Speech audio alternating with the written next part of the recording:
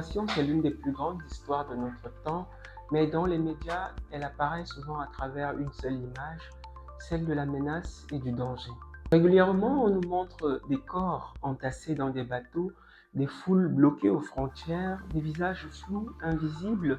À force, on ne reconnaît plus personne, mais une marée humaine. Peut-être que vous êtes-vous déjà dit que ces images sont une tentative de restituer la réalité, non?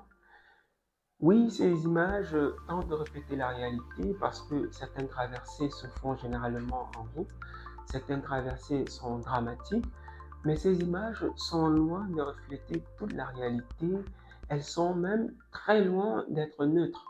Elles façonnent notre regard et elles sont souvent utilisées pour pouvoir diriger les politiques publiques migratoires dans une certaine direction. Montrer des foules de migrants, montrer des migrants entassés dans des bateaux, montrer des migrants accrochés sur des barrières, ce n'est pas juste informer, mais c'est aussi parfois déshumaniser et présenter des individus comme une menace collective.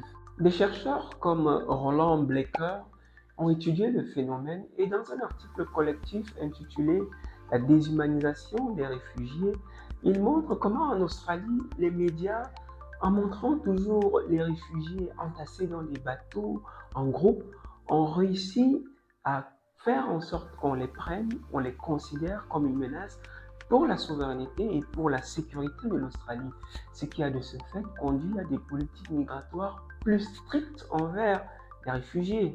Représenter les migrants toujours en groupe, représenter les migrants comme une menace, c'est gommer toute leur humanité.